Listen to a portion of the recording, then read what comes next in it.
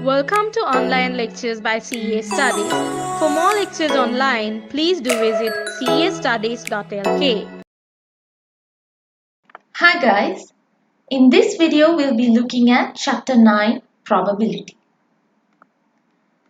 In probability we'll be learning about probability itself, sampling, rules of probability and about probability distribution. Now what is probability? You know, for something to happen in the future, there is a chance of that to happen or it may not happen. There can be two circumstances. So, likewise, if you face a situation where, that is called a probability. When you talk about a future event which requires, when you talk about a future event that may or may not happen, that type of scenario is called probability. The percentage that it may happen or the percentage that that event may not happen is expressed as a probability. So just remember, just understand that probability can be denoted by a range of minimum 0 to a maximum of 1.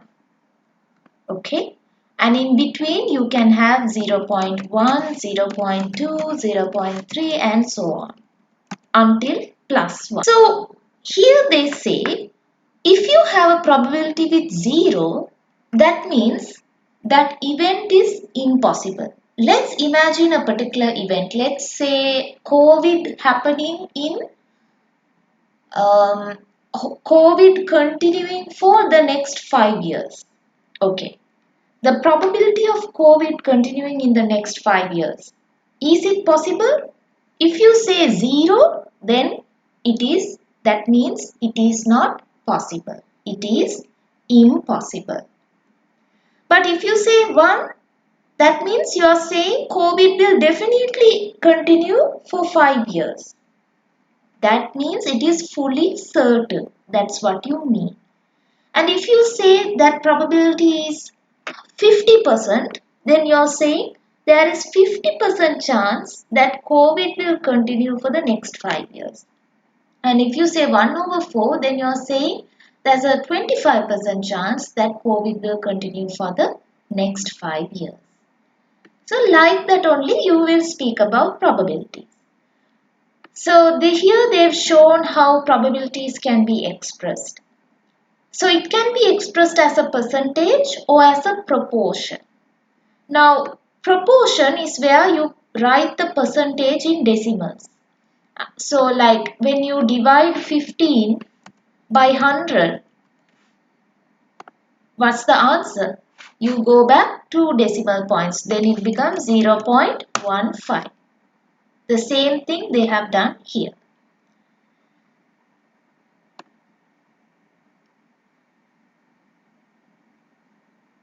And the main thing that you need to remember, if they are saying a probability of a situation, now we can have two scenarios.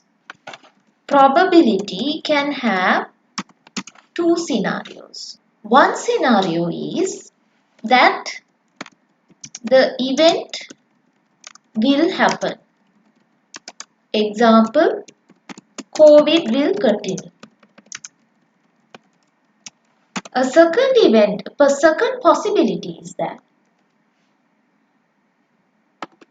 event will not happen. COVID will not continue. Now these are the two probabilities that can happen. That means the maximum types of situations that can occur from this COVID continuation is basically only that COVID will continue or COVID will not continue.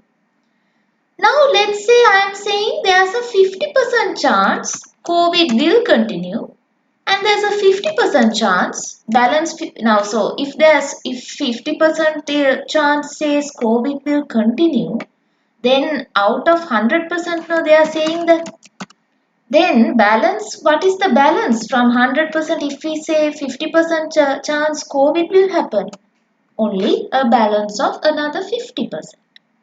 Okay, so that's how I put 50% here. So then what is the learning point? The learning point is that, so then the chance of the COVID continuing and the chance of COVID not continuing, total chances equal to 100% therefore. If you take in decimal terms, if you convert 50% to a decimal, this becomes 0.5 and this becomes 0.5.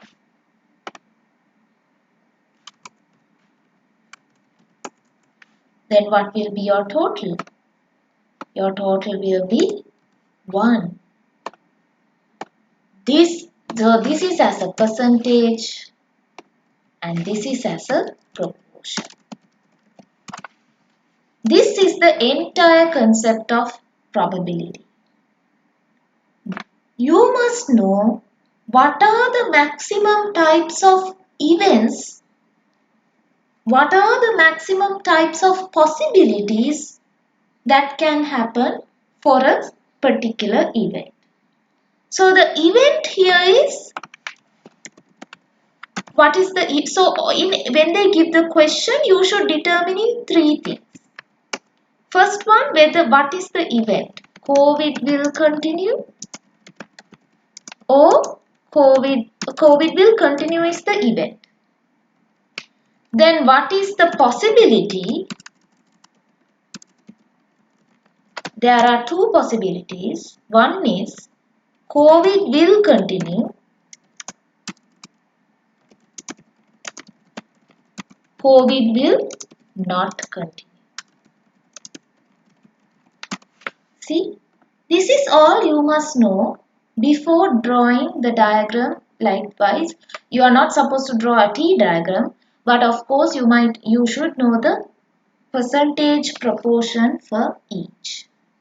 So for that you should know what are the maximum number of possibilities in any situation. If when we go through examples, you will understand what I say. Okay.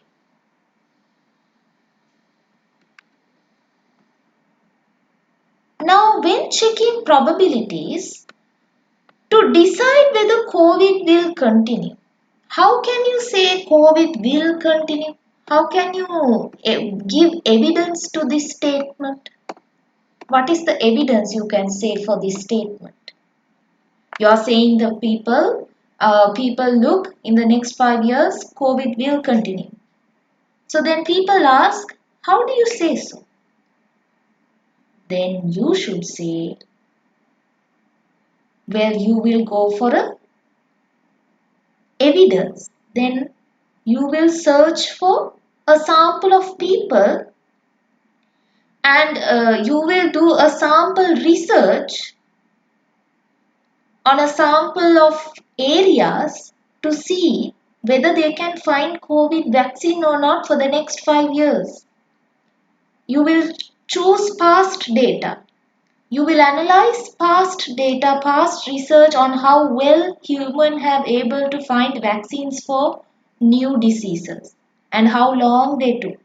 I think some sicknesses they took around 20 years before, long time before, uh, to find a vaccine.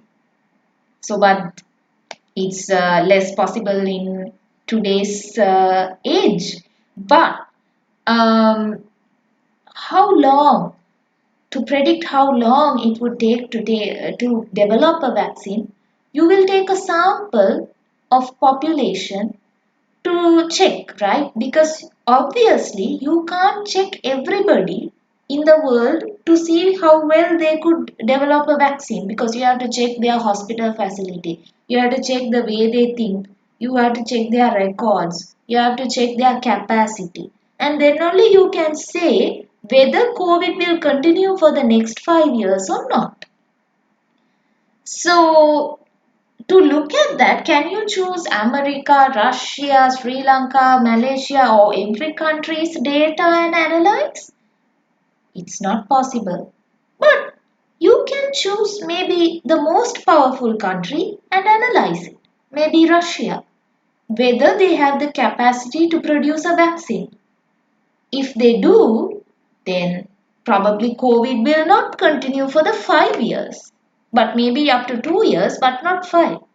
But if they don't have the capacity, so then you can conclude, okay, the most powerful country itself doesn't have a capacity, then how does the poor country is going to bring a vaccine, right? So this is where sampling comes into play, where to make a decision on the probability of an event happening, you need to select a sample. Now, there are different types of sampling methods. First one is random sampling. In random sampling, all the items have an equal chance of being selected. That is, maybe like this. In random sampling,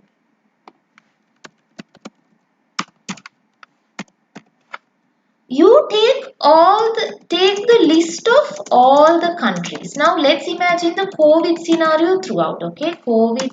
The statement is COVID will or will not continue for the next 5 years.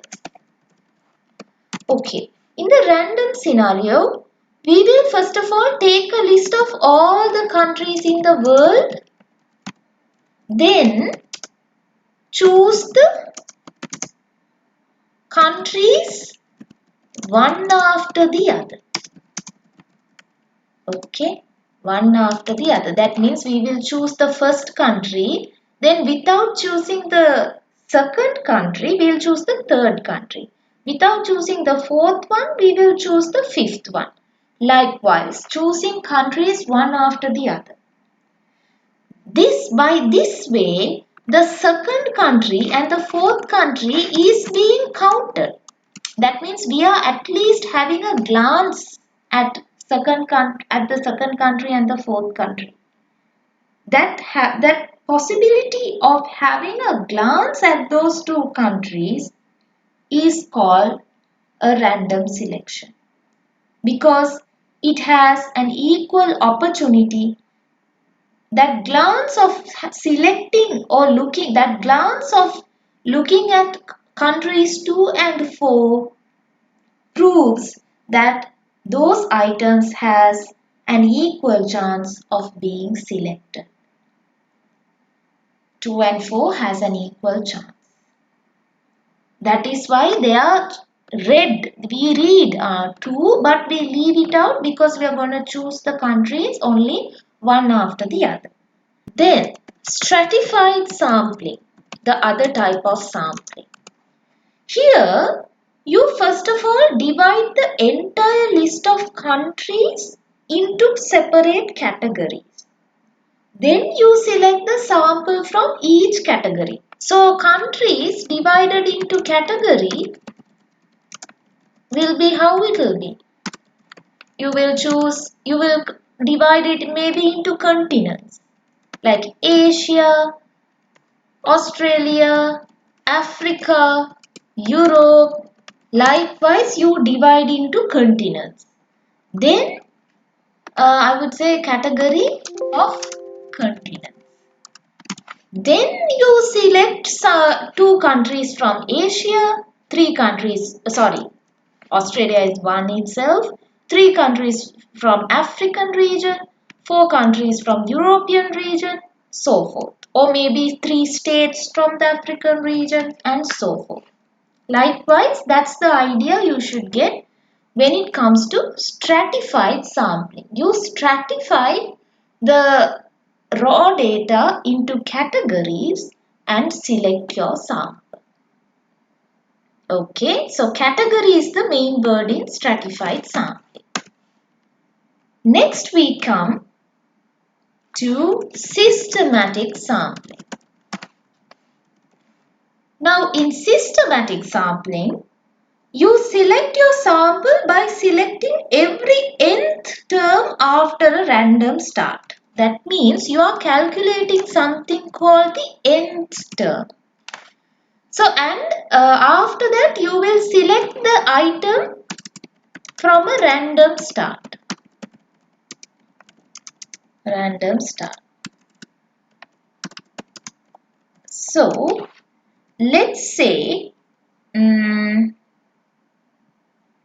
so you have country, so out of, let's put some countries: Sri Lanka, India, Canada.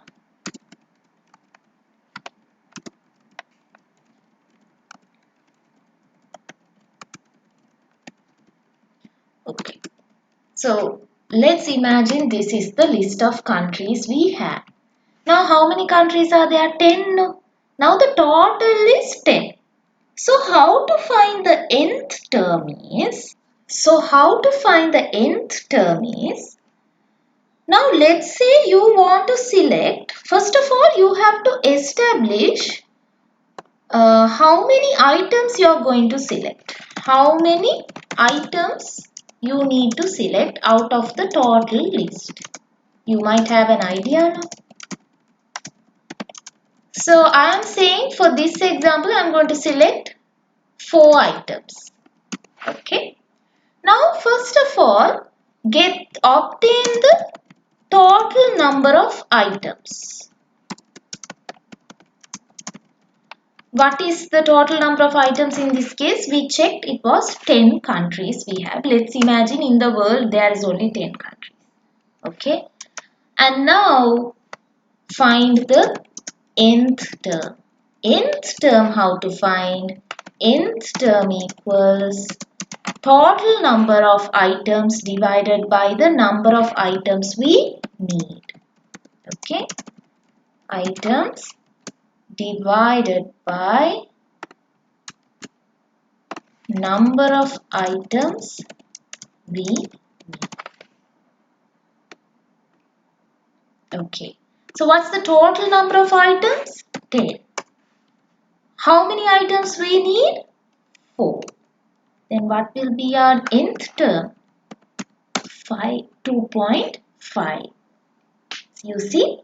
So this means that we have to select the 2.5th item every time as we go through the list.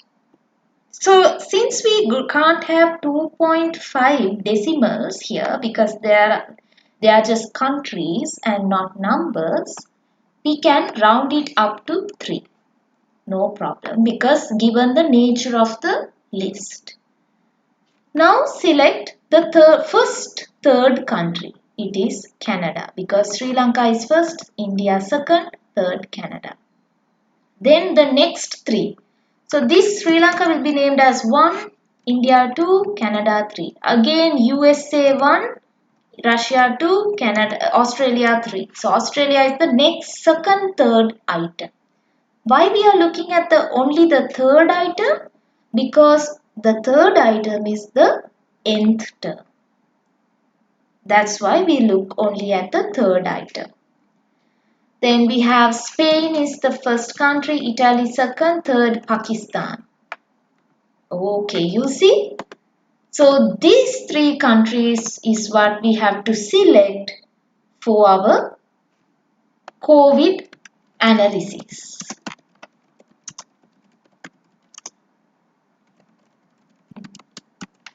This is what we do when it comes to systematic sampling.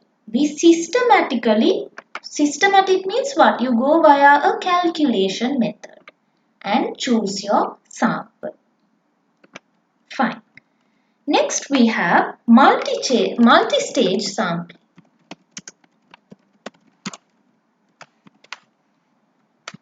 In multi-stage sampling, you have to divide your sample into subpopulations and select a sample from there. Then difference with this stratified sample is that this process is repeated. Example, you now select all 10 countries.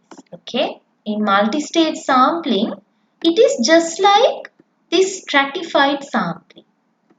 You divide into categories and categories. Now here in stratified sampling, you divide the data only into one category.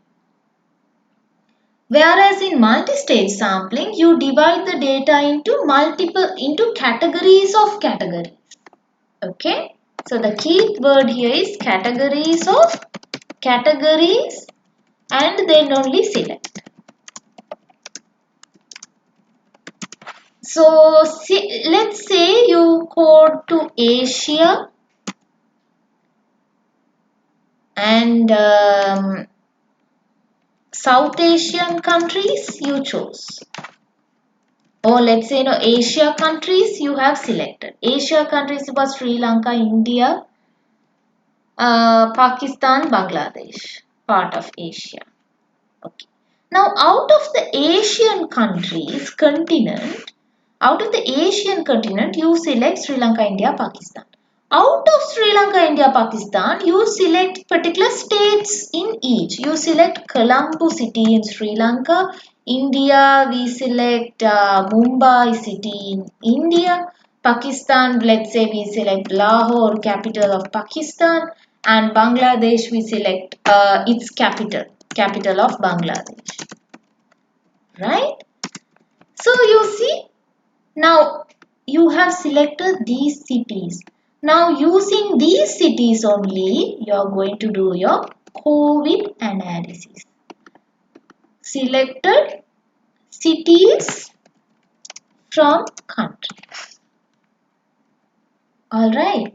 So you went to 3 categories. There's one category here, second category, and on the third category only you are basing your sample selection.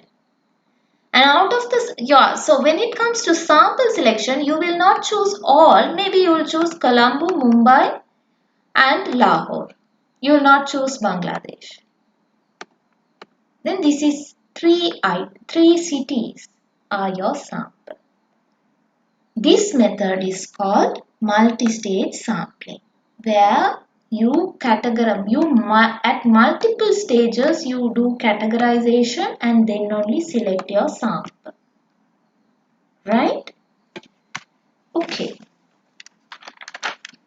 Finally, we have cluster sampling. Cluster sampling is, the key feature is it's not random. That means it is not like random sample where you select, where every item has an equal chance of being selected.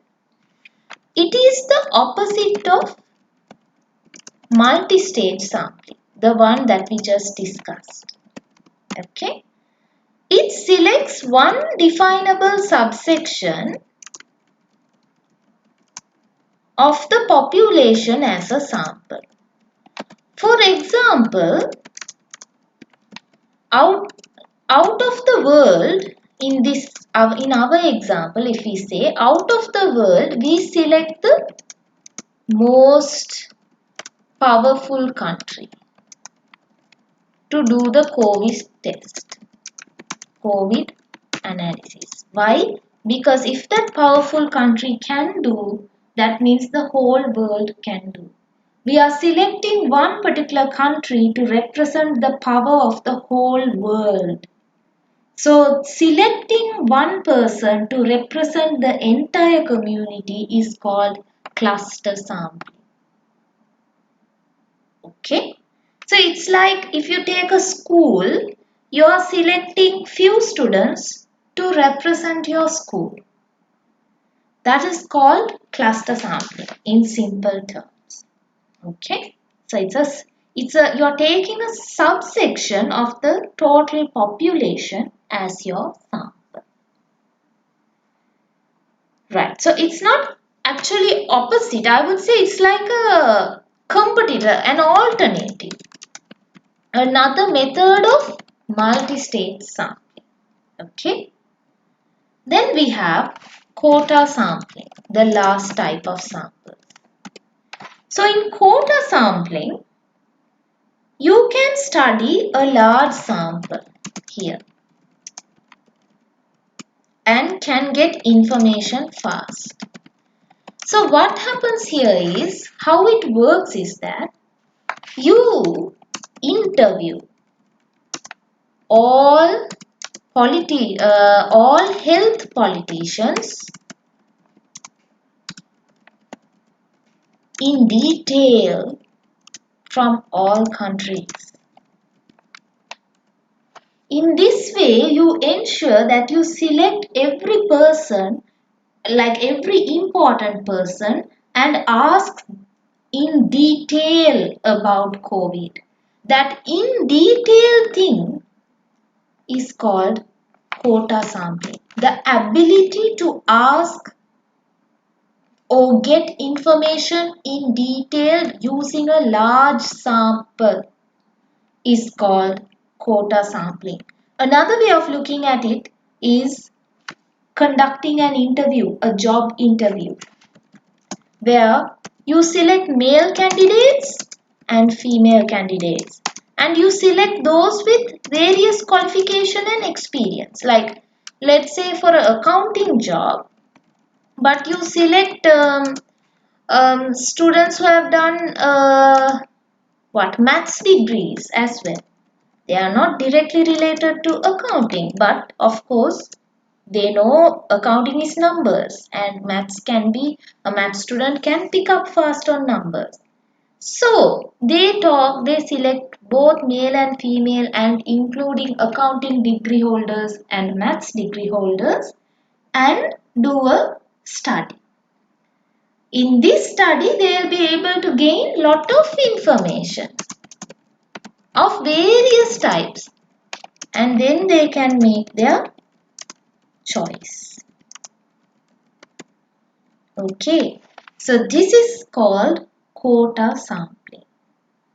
So let's say there are male candidates and female candidates, and there are 100 male for accountant vacancy, and for an engineer vacancy there's 50 male, 100 female, 200 female.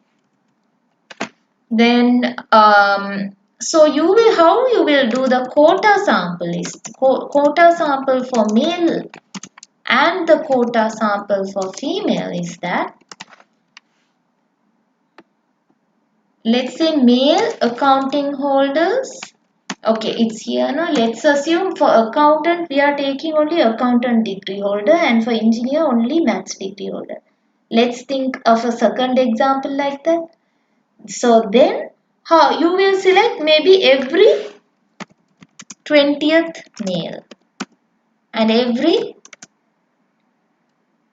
or maybe no, you will say first 20 males, first 20 females you will be selecting, and second 20 males, second 30 females. So that's an example of how you select a quota out of the total population of various types. Then only you can get a lot of information. Okay. With that we finish sampling techniques. Let's move to rules of probability.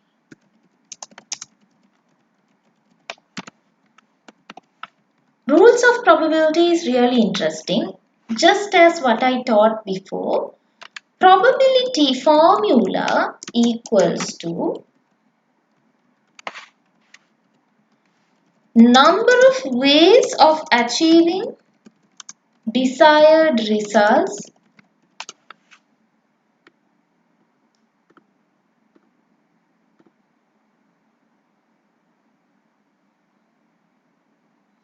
divided by total number of possible outcomes. This is a formula you must memorize for your exam.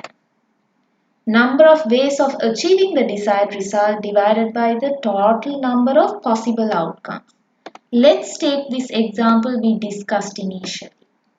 COVID will continue and COVID will not continue.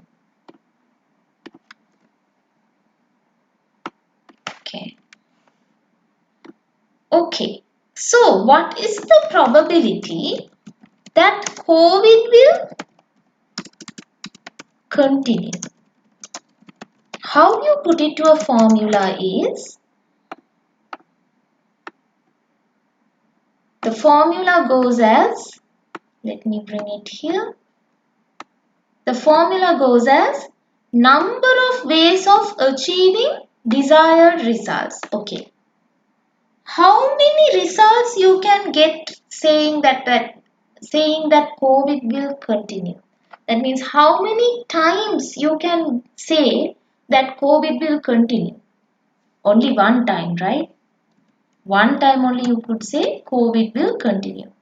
Then what are the maximum possible outcomes about COVID? The maximum possible outcomes is 2. Why 2? Because only these two can happen maximum. Either COVID will continue or COVID will not continue. Either one of the two. More than that nothing can happen. COVID won't disappear. So disappearing comes under not happen category, isn't it? So there's about this event there we can talk about maximum 2 opportunities only. Okay. So, probability COVID will continue. Therefore, see the answer, naturally it becomes 50% or 0.5. You see how the formula worked? So, it shows the number of ways of achieving the desired result, because maximum only once we can expect that COVID will continue for the next 5 years. But the total maximum number of outcomes can be of 2 outcomes. Okay. Alright. So now let's do a question. So look at the question on page. Let's look at this question. A box contains 3 red balls and 2 blue balls. You close your eyes and pick a ball from the box. Now why they say close the eyes and pick a ball from the box is because you don't know what is going to happen. You are not sure what ball you will select, either red color or blue color. Okay. Now they are asking what is the chance or probability that you will select a blue ball. Okay. Now let's put the formula given to us.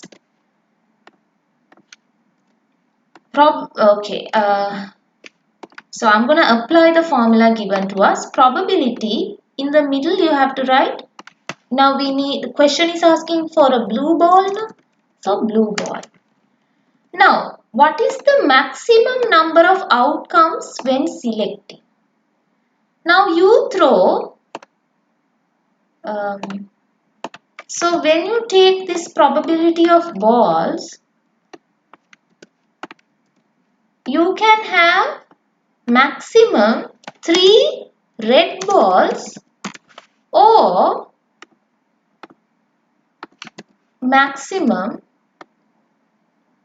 2 blue balls, isn't it? You can have a maximum of 3 red balls or 2 blue balls. So maximum number of balls is how much? Only 5. 3 plus 2, 5. That is because that is the total number of possible outcomes to get a ball. The highest number of chance of getting a ball is 5 because there are only 5 balls. Then What is the chance of getting a blue ball? You can have maximum two chances, two possibilities. Because why? There are two balls. You can get the first blue ball or you may get the second blue ball. Then the maximum chance of getting getting blue balls is 2. Okay, so then your probability of getting a blue ball in a proportion term is 2 divided by 5, which is 0.4. Alright, this is what they want you to do in the exam, calculating the probability. Divide the maximum availability, that means how much you can get maximum, that one should divide the number of items you want to get. You want blue balls, that's why you put it here. But you can get blue and red balls, both. That's why you put 5 over here. Okay. Thank you for watching the video. Stay tuned with castudies.lk for more lectures online.